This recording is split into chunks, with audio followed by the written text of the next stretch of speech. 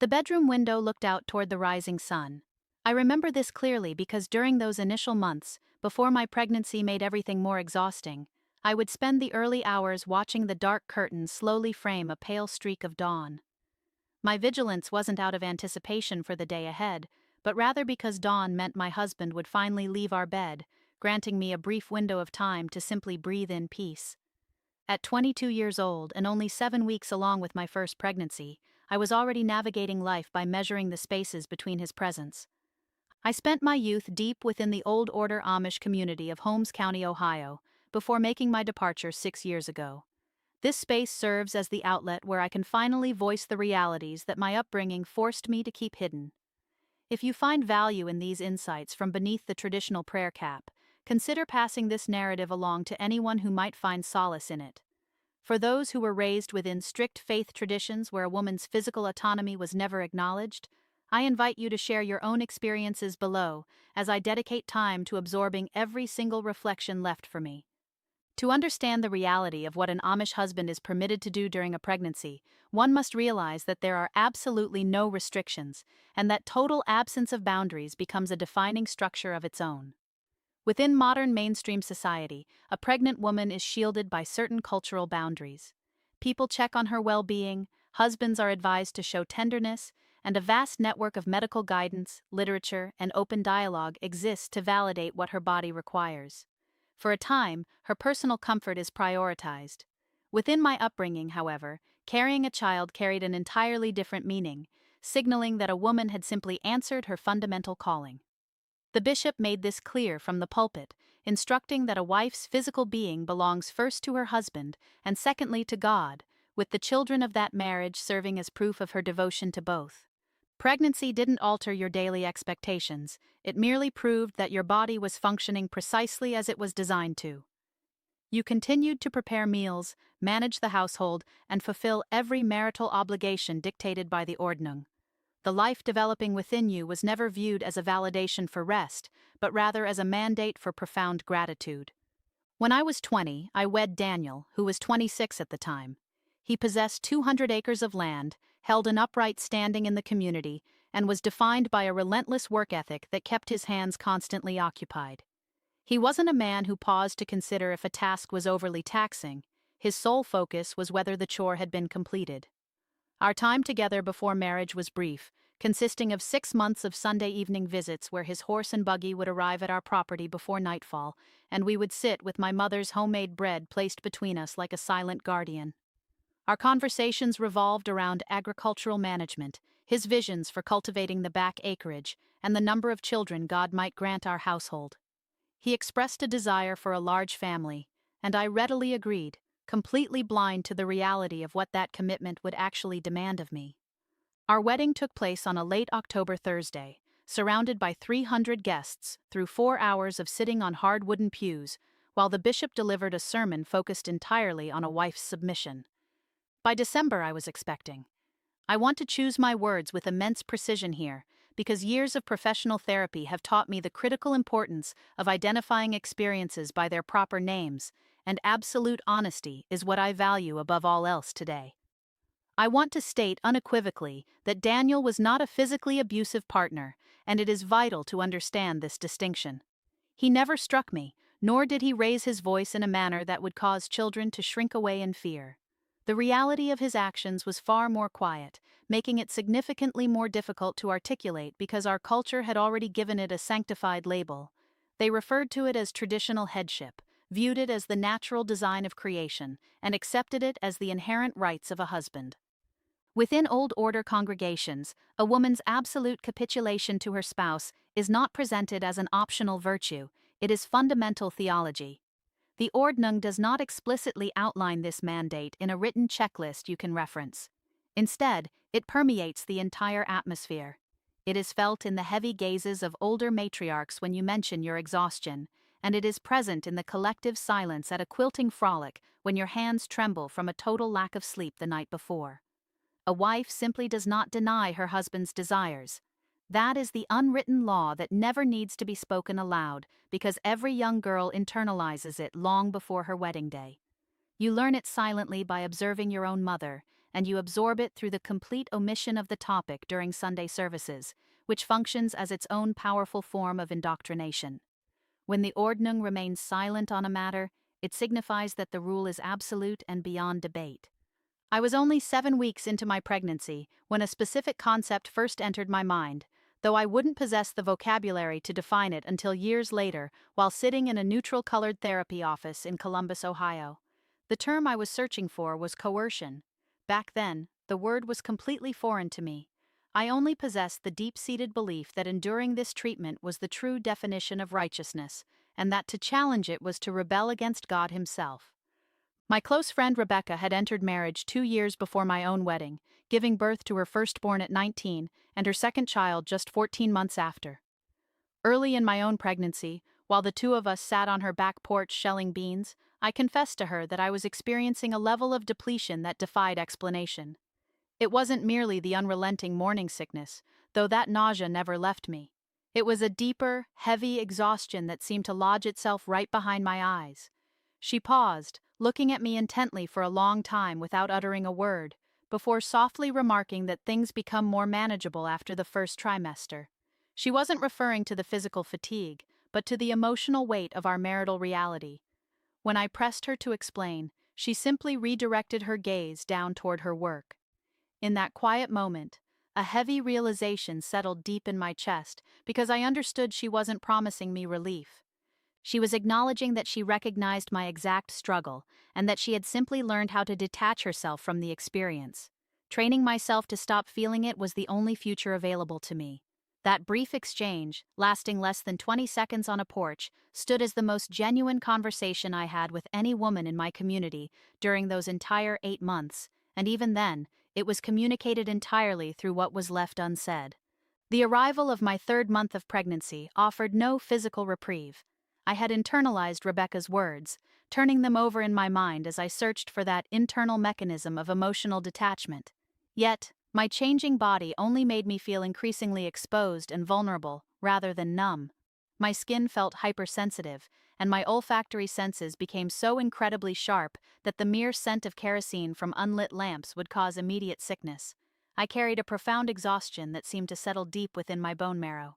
Despite this, nothing in my routine altered. Driven by desperation, I eventually turned to my mother, a choice I hesitated over deeply because personal marital struggles were never brought to one's parents. A mother was sought out for a child's illness, a ruined crop, or a tangible tragedy, but never for the private realities of marriage. I approached her with extreme care, eschewing the clinical terms I would acquire later in life, and spoke instead using the limited vocabulary I had at the time. I explained that I was drowning, that my exhaustion surpassed the typical boundaries of pregnancy, and that I spent my nights counting down the hours until dawn, just to survive the dark. She paid close attention, though her hands never faltered from her task of repairing one of my father's shirts, her needle piercing the cloth with rhythmic, flawless precision. Once I fell silent, she reminded me that Daniel was an honorable provider. She pointed out that I possessed a comfortable home, a cellar stocked with food, and a spouse who refrained from alcohol and infidelity. She explained that my fatigue was merely the natural cost of nurturing a new soul, describing it as a holy yet grueling burden, and assured me that God would provide the necessary endurance if I sought it with true Gelassenheit and a modest spirit. She then passed the completed garment back to me and requested that I bring her the next load of mending during my Friday visit, effectively ending the matter. As I guided the horse home with the reins in my hands, watching the autumn fields turn a deep golden brown across the landscape, I confronted the stark reality that I had absolutely no safety net. My mother was not a heartless individual. In most areas of life, she was the gentlest person I had ever known. Yet, the institution of marriage formed an impenetrable boundary that she either could not or would not look past, a distinction I still cannot fully unravel today. By the 5th month, I reached a breaking point. My physical transformation was noticeable enough to draw the attention of the women at church, prompting gentle well-wishes after the service, supportive touches on my arm, and inquiries regarding whether I hoped for a son or a daughter. I would offer a polite smile and respond that my only wish was for a healthy baby, which was the absolute truth. I felt a fierce, almost terrifying love for the child inside me, but I was also operating on a severe lack of sleep. I found myself constantly running the internal calculations that Daniel either ignored or lacked the capacity to see. I was balancing the immense toll of constructing a new human being, cell by cell, while simultaneously maintaining a pristine household and remaining entirely accessible each night to satisfy the traditional expectations of a wife. The equation simply didn't balance, and it never had. Devoid of the language to articulate this injustice, I carried only an overwhelming physical depletion and a bedroom window facing east. I attempted a single time to communicate this reality to him, completely avoiding any hint of Hochmut or confrontation, as defiance was a concept I had never been permitted to learn. I tried to voice my struggle softly, in the same gentle manner one might point out a fraying piece of horsetack before it snaps under tension. I shared how utterly exhausted I was, noting that the baby felt incredibly heavy and that deep sleep had eluded me for weeks. He didn't look at me with malice, a point I want to make absolutely clear. There was no hatred in his expression. Instead, his face reflected the total incomprehension of a man raised entirely within a rigid marital framework that simply lacked a category for a wife's physical comfort. A woman's well-being was omitted from the ledger of life he had been trained to balance. He understood his role as a provider and her role as a source of total yield, and this conditioning was so absolute that my profound fatigue existed entirely outside his field of vision. He offered a word of agreement, suggesting I try to discover more time for rest throughout the day, before the night proceeded exactly as every night before it had. There was an elder in our community whom I will call Ruth. She was in her 60s during my first pregnancy, a lifelong member of the church who had brought 7 children into the world, buried one, and spent 4 decades laboring alongside her husband on a highly regarded homestead. She commanded a quiet respect that required no outward display of power. When I was 6 months along, she arrived at my home to assist with preserving our remaining apple harvest. For 3 hours we worked in unison as she shared light updates about her grandchildren, the impending frost, and the character of the newly appointed deacon. It was easy, superficial conversation that masked the deeper truths beneath the surface. Eventually, without breaking her gaze from her work, she remarked that the final stretch of pregnancy always proves to be the most grueling. I quietly agreed. She then noted that some expectant mothers found great utility in relocating to the guest bedroom during those concluding weeks, explaining that it preserved sleep when a growing belly left the main marriage bed too restricted. I maintained my focus on the jars, avoiding her gaze as well. She added that her own mother had utilized this practical arrangement during her final 2 pregnancies, framing it as a matter of common sense, and noted that certain husbands possess the wisdom to recognize that practicality is its own form of marital kindness during specific seasons. I chose to remain silent as she passed me another container to seal. In that brief moment, she handed me the most profound gift I received during those entire 8 months. It wasn't an outright remedy or an official dispensation from church leadership, because no such authority existed for these hidden corners of life. Instead, she offered me the invaluable realization that other women had managed to carve out boundaries within the oppressive silence of our culture. She showed me that practicality could serve as a covert language, allowing a woman to use a spare room to declare what the community forbade her from speaking aloud.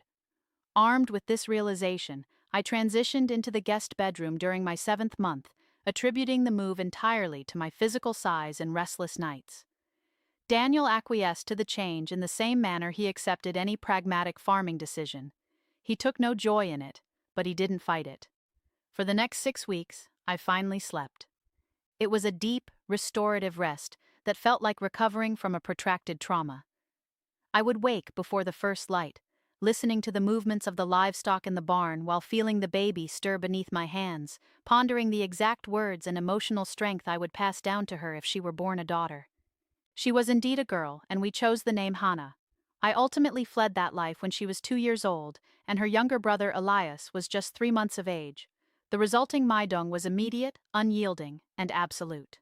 My mother ignored my initial attempts to reach her, before I eventually stopped calling altogether, and my correspondence was returned unopened. The front door of my childhood home was barred against me with a finality that felt like a physical blow to my chest. Upon settling in Columbus, I sought out professional psychological guidance from a sharp, observant woman who was perpetually misplacing her reading glasses and who possessed an incredibly direct counseling style. During our third meeting, I recounted the reality of those 8 months using the unpolished, raw vocabulary I had at the time. She listened intently without breaking my flow, and after a moment of quiet reflection, she looked at me and stated that my experience carried a specific definition. I have turned that specific sentence over in my mind nearly every day since our meeting. The community I was raised in purposely omitted any terminology for what I experienced, using that very lack of language as a tool of control. When a concept lacks a name, its existence can be denied, leaving a woman with nothing tangible to resist. In the absence of a definition, a wife who silently bears the burden is merely deemed a righteous partner, and the husband who exacts it is simply fulfilling his role. The Ordnung has no need for written codes, its power lies entirely within that manufactured silence. Looking back now from a vantage point of 6 years of freedom, raising two children who are growing up with a completely different vocabulary than the one dictating my youth, I can see the situation clearly. Daniel was not an inherently cruel person. He was a man completely molded by a societal engine that prevented him from ever perceiving his wife's body as an independent entity with its own distinct thresholds and needs. This perspective is not offered to excuse his choices, but to illustrate how utterly mundane systemic harm can be. It demonstrates how oppression can comfortably coexist alongside a successful harvest, a secure home, and a husband who remains sober and faithful.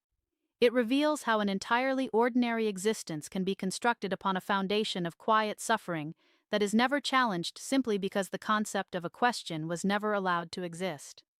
Ruth granted me a brief 6-week sanctuary, while my mother was unable to offer me even a moment of reprieve. The congregation offered nothing but rigid theology, and the Ordnung met me with total silence. Hannah has reached her 8th year now, and she navigates the world with an insatiable curiosity, constantly demanding to know the reasons, the mechanisms, and the true meaning behind everything she encounters. Every single time she asks a question, I make it a point to provide an answer, especially when the explanation is complex or uncertain. To anyone who grew up in a world where your physical self was treated as community property, I want you to know that you are seen. If you were conditioned to believe that silent endurance was a form of holiness, and that advocating for yourself was the sin of Hochmut, your struggle is recognized. If you were forced to retreat to a separate room under the guise of mere practicality because you lacked any other tool to protect yourself, I see you too. You were never weak for doing whatever was required to endure your circumstances.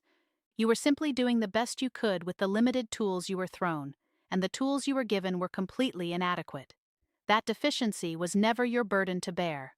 Guard the choices that grant you autonomy. They are the very things that possess the power to rescue you.